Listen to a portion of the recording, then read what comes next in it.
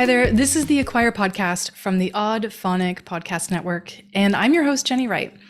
This is the podcast that delves deep into the world of list building, online events, and it's designed to empower entrepreneurs and marketers with the knowledge and strategies to master what I think are the essential business growth tactics.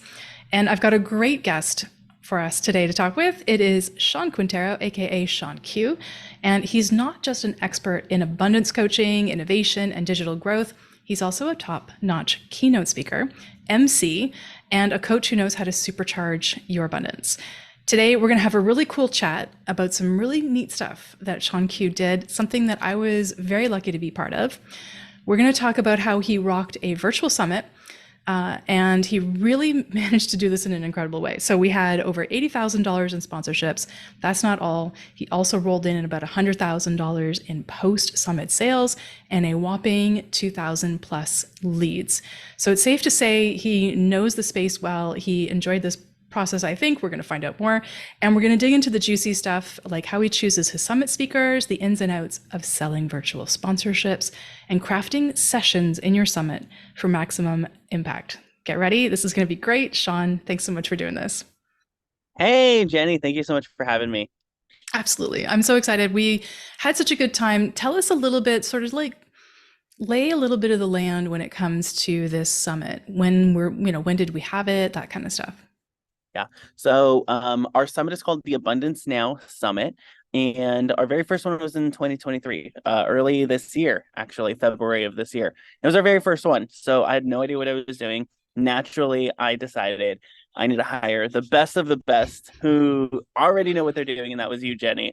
And we are so happy that we did because it all turned out really smoothly and we were on time with all our deadlines and it worked out really well. So if you are considering, this is like Jenny, you did not pay me to say this, but No. absolutely hire Jenny for all your summit needs. It's amazing. So the premise of the summit was abundance, and our mission as a company is to reveal the abundance that already exists within every single person and to reveal the abundance that's available to people. Oftentimes, we don't recognize how good we have it today. And no wonder, because I mean, you turn on the news, the world is on fire at times. It feels like things are just going wildly out of control and spiraling. And in some parts of the world, it absolutely is on fire. And so what I decided to do is I wanted to take kind of a bird's eye, very big perspective on where we're at as a species, as a humankind. And what I discovered after looking at the data was that we're doing actually pretty good. I mean, you take a couple of hundred years back into the future, journey into the past. I think I said future into the past. You take a look at the past, 300 years ago, they didn't have indoor plumbing. There was no real dentistry. Childbirth was incredibly dangerous. Mm-hmm. People would have like 9 kids and only 2 or 3 would survive past the age of 5. Food was incredibly scarce and difficult to come up with to farm. And so we have had some incredible and abundance ventures and growth when it comes to medical practices, when it comes to agriculture, when it comes to housing, when it comes to how we treat each other, when it comes to how we do war and how we do conflict and international conflict. And so I wanted to allow people a space in our summit to recognize, hey, there is abundance available. There's an abundance of food. There's an abundance of resources, abundance of networking. I could literally be on a call right now using a piece of technology that didn't exist 300 years ago, using audio waves that weren't harnessed 300 years ago to communicate with someone in a completely different country, Canada. And for us to have this conversation, this was not possible, let's just say 100 years ago, 200 years ago, as easily as it is today. And so I wanted to remind everyone there's so much abundance available and it's our job to access it. And it's our job to create an abundant perspective so that we see it when it's right in front of us. And so we had about 45 speakers. I don't recommend that personally. Yeah. Each session was about an hour long, 45 minutes to an hour long. And it was so much content. I mean, I don't recommend, I either recommend shorter amount of speakers, like less speakers for the content so they can go deep dive, or more, if you want to do 45 speakers, have them be 20-minute sessions or something, like super super short form but straight to the point, because it was really overwhelming for us. But luckily we had you to kind of keep us on track. We had 45 speakers, and we sold sponsorships. So a lot of our sponsorships came from our speakers and came from ancillary businesses. So we specifically work with coaches. We believe that every single coach has the ability to impact thousands of people through the power of conversations, just one conversation at a time. And so we wanted to empower coaches to go create abundance in the world. And so we worked with programs and softwares and companies that their audience is coaches. And so we literally went to them and we said, hey, we have 2,000 coaches coming to our summit. Do you want to sponsor? Do you want a banner on our page?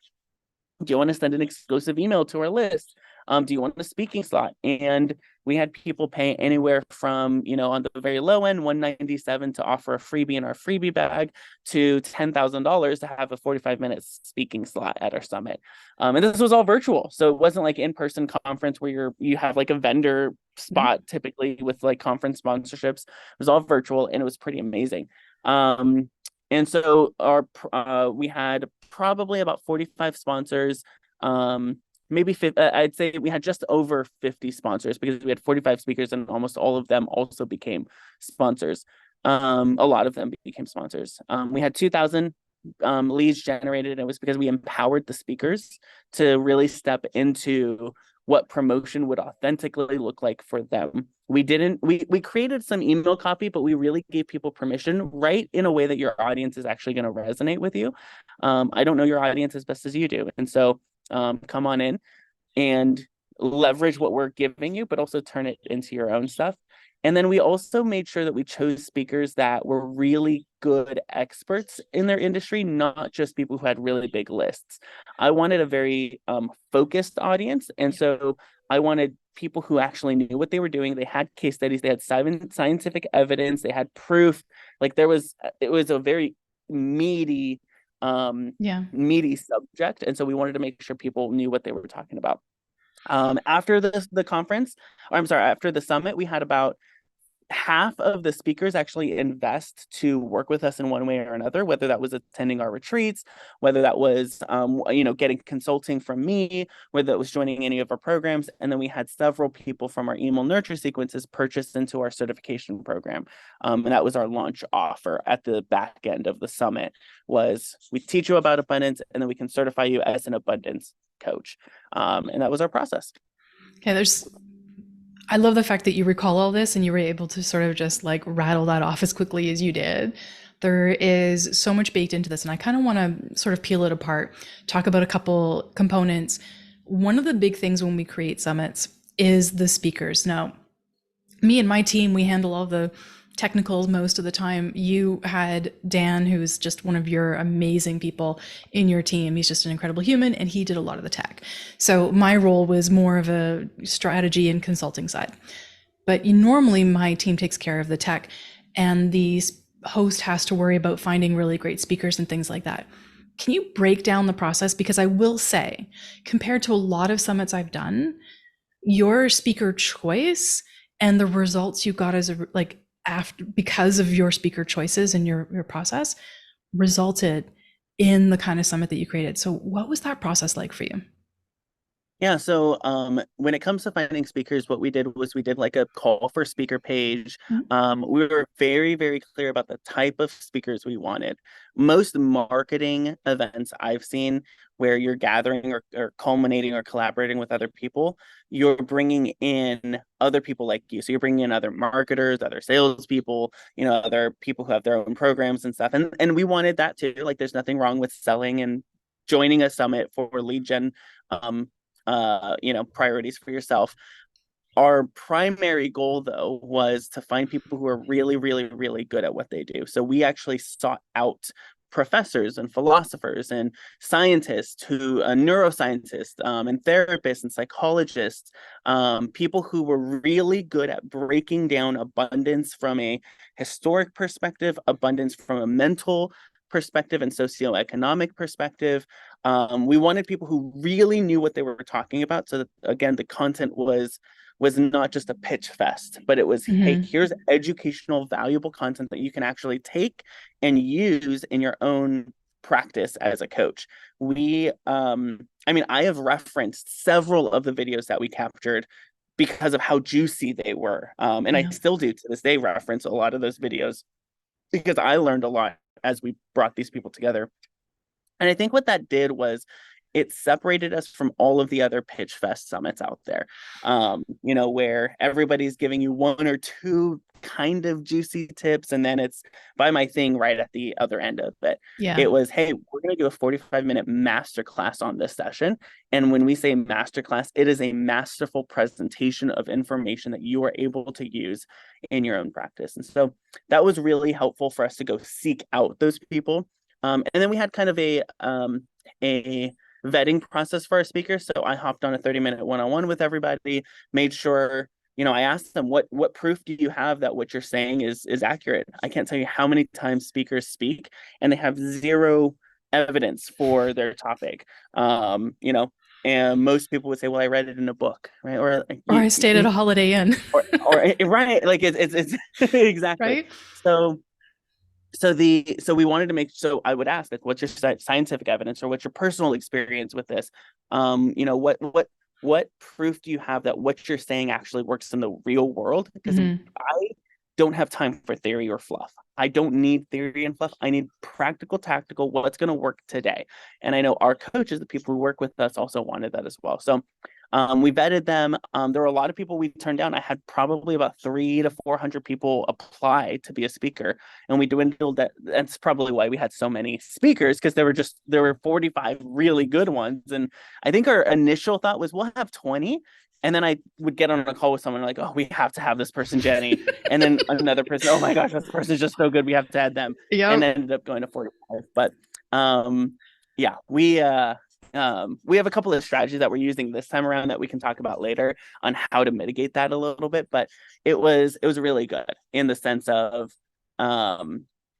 we got a lot of people who applied just initially, and then we also reached out and sought people that we wanted. The way that we did it was I went on Amazon, looked at people who had published books on the topics we were looking at.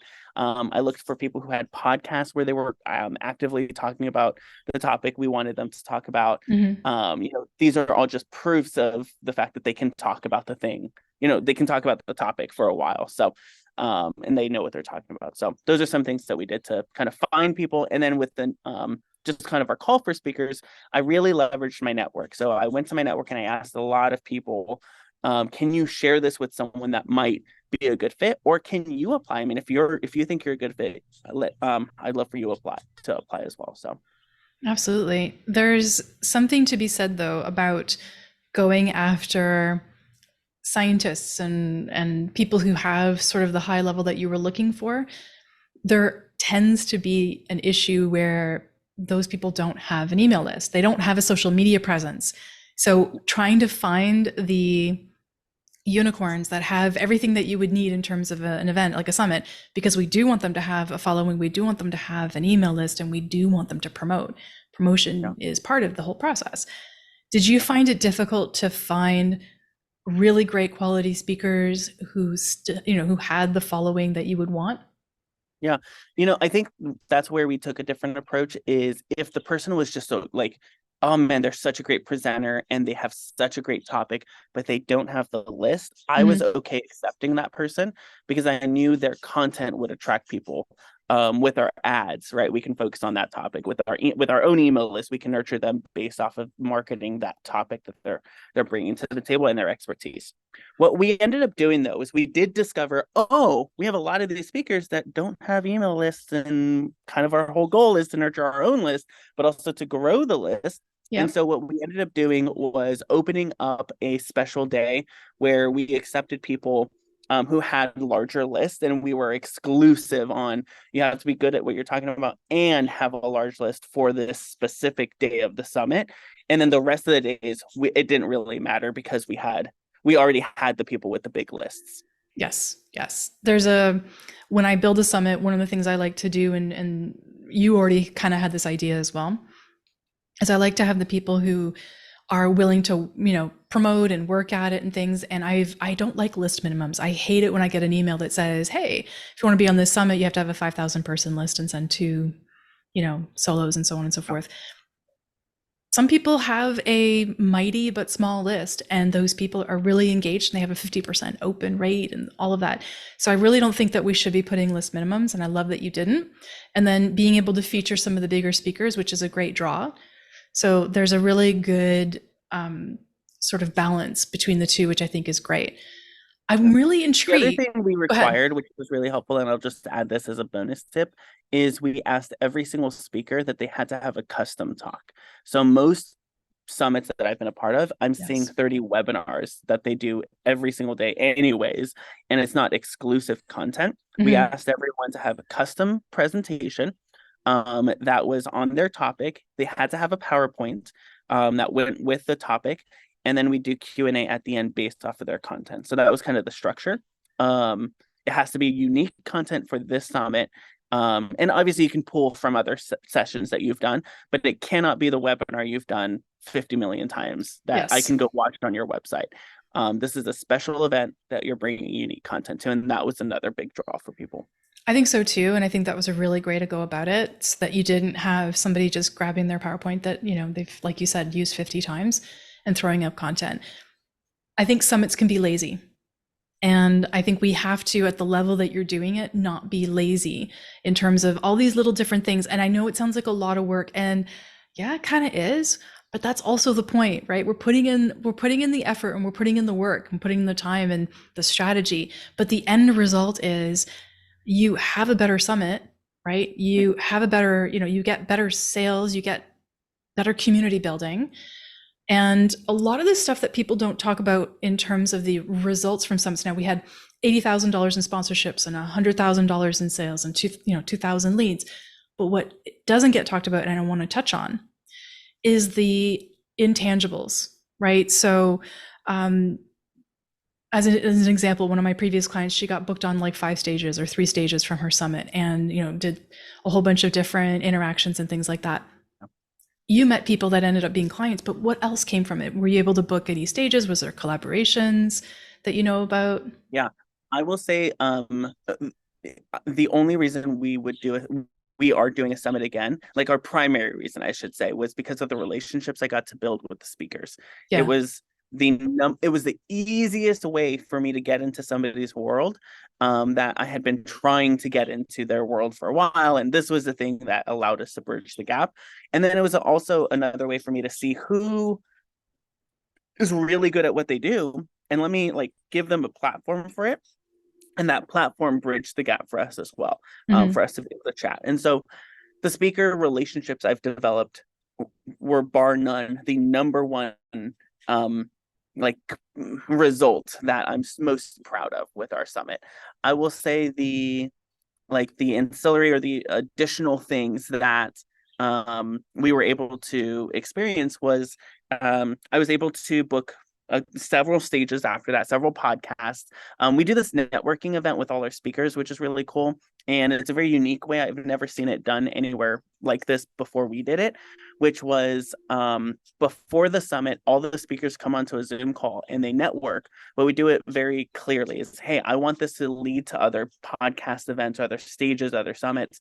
So we're going to do some fast networking sessions, like very 5-10 minute networking sessions where you're going to be in breakout rooms. You're going to share what you're an expert in, what you like speaking on, what type of stages you're looking for, and what type of stages you can give. And so if you have a podcast, right? I have a podcast. I'm looking for this kind of speaker. Is that you?